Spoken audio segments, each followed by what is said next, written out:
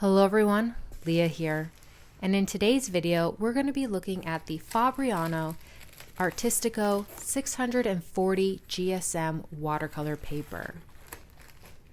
The way this video is going to be laid out is first I'm going to be doing a little test swatch section, and while that's drying I want to show you the paper being used to create an actual painting so you can see it in action. Now, as you can see, this paper is super thick. It is 640 GSM. That's thick and sturdy. And the paper itself, texture-wise, is a hot press. So you can see there's very minimal anything. It's smooth. It's not like a cold press, which has a bumpy surface. The first test that I'm going to be doing is seeing how this paper allows paint and pigment to intermix with one another when it's wet next to wet. The colors that I'm using are Bright Rose by Mission Gold and Helio Turquoise from Schmincke. The next one that I'm doing is seeing what it's like dropping wet into wet and wet onto dry. Hot press paper has a tendency to dry really fast, so this let me see just how fast it worked and which areas really blend in together. The next one that you're going to see is me using a palette knife to really lay down some watercolor and to scrape at the paper. Because when you're doing abstract work or doing more expressive watercolor painting and you're using palette knives or cut up gift cards or even the tip of your paintbrush handle, you can create some really interesting textures while doing that. Now I'm going to move into more of my mixed media materials. So this here is a Caran d'Ache Neo Color 2 watercolor crayon. When using art for healing, you may use multiple materials, and by mixing them up and seeing what the paper is capable of with those certain materials is super handy. So right now I'm just drawing out now with a colored pencil to see what kind of texture do you actually get when drawing with it. You may even recognize this color from my previous video where I unboxed my huge art supplies.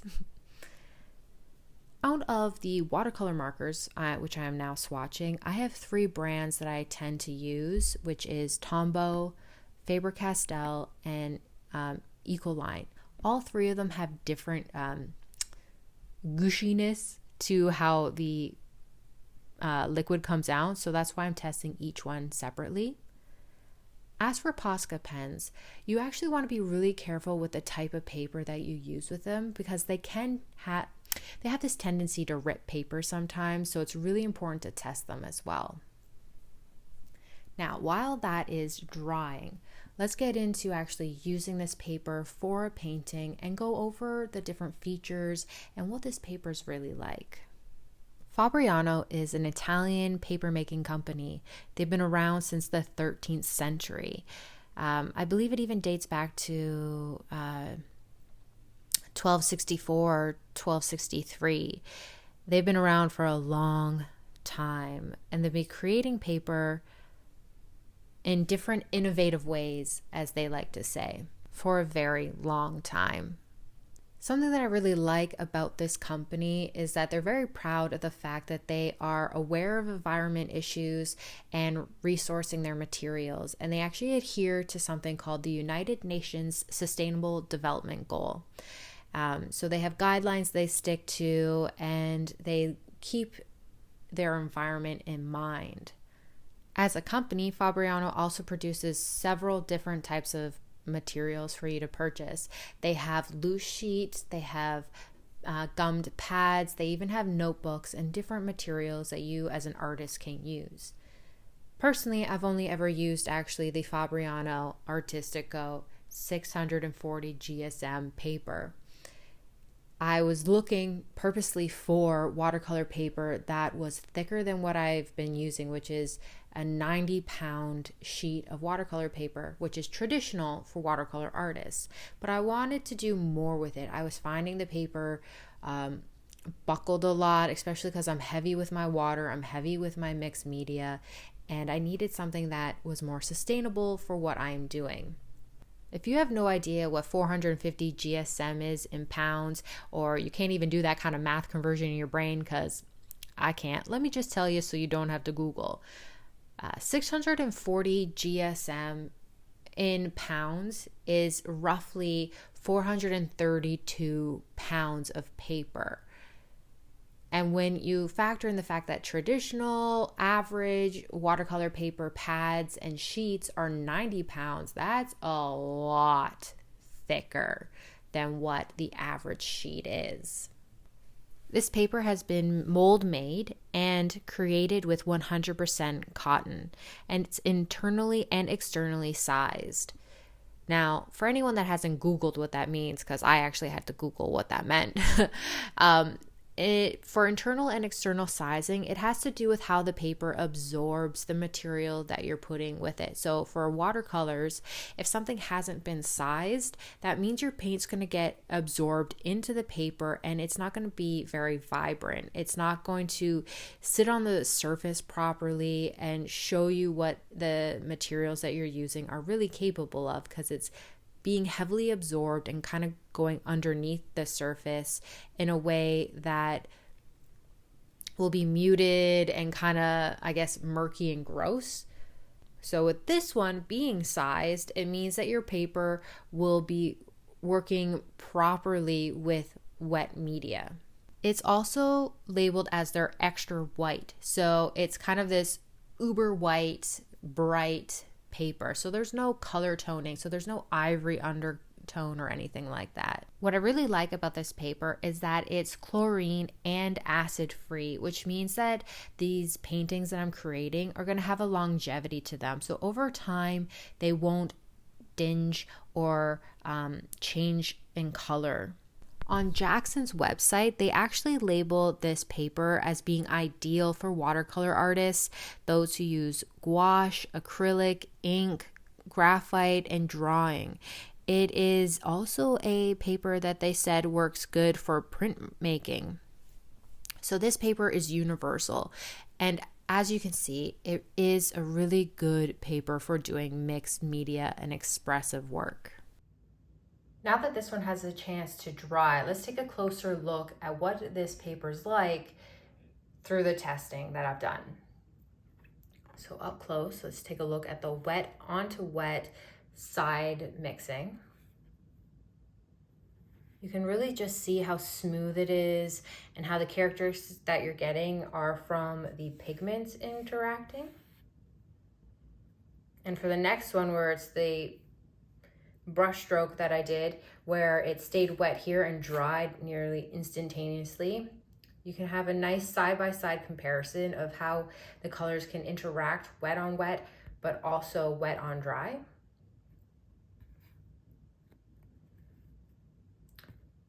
This one still shows how those textures that I put in with my palette knife and scraping really do lend to it. Also, because this paper is hot press, you'll have some interesting flowing of the paint. Oops, wasn't in frame. Some interesting flow of the paint.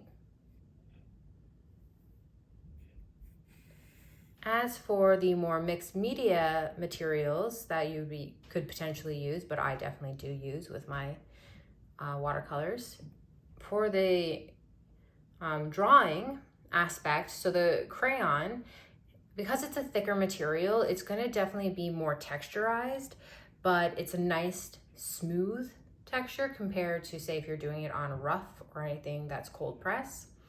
And that's why I really like using this with colored pencils, because of how smooth you can get the drawing. So it's like a full coverage, even if you're doing thick or lightly pressing. And then for the markers, they go on smooth. Now let's take a look at what this paper is capable of with two different types of paint and salt. So one of the cute, it's a really cool thing where if you use household items like different types of salts, you can get kind of interesting textures. But different types of paint create different types of interaction with salt. So that's why I did a smoother paint here. And this one here is French ultramarine, so it's more textured, granulating paint. So let's get up close. So this one here is table salt with a lot of water. Now, because it's more texturized and granulating, the salt doesn't have the same blooming effect that it does with the smoother one. But if you have ground rock salts, you do get that blooming like you do up here. Now this one is coarse, so it's really large. And this is just minimal amount of water with the same table salt, just to get a kind of a comparison to how it works with less water compared to more. Now that you've had a chance to see how the paper works in real life while creating a painting with watercolors and other medias to make it a mixed media painting, as well as looking at some testing out, you can decide for yourself if this is something that you're interested in trying. I know 100% I love this paper. Every time I place an order at Jackson's, I make sure I get a sheet or two to just replenish my supply. Alrighty, we have reached the end of the video. If you are interested in the Fabriano paper, once again, I have a link to it in the description section below. If you have any questions about it, let me know in the comment section as well. If there's a certain type of paper or any art material that you're interested in but aren't too sure if it's worth it, let me know in the comment section. I might pick it up myself and test it out for you guys and let you know if it's good for doing healing with art. Before I say goodbye, let's take 2 seconds to take a deep breath in and release the air. Let's take another deep breath in, focusing on positivity, and release any negativity we may have been holding on to. Thank you so much for watching this video. If you liked it, please give it a thumbs up. If you're interested in healing with art, hit that subscribe button. And until next time, stay magical.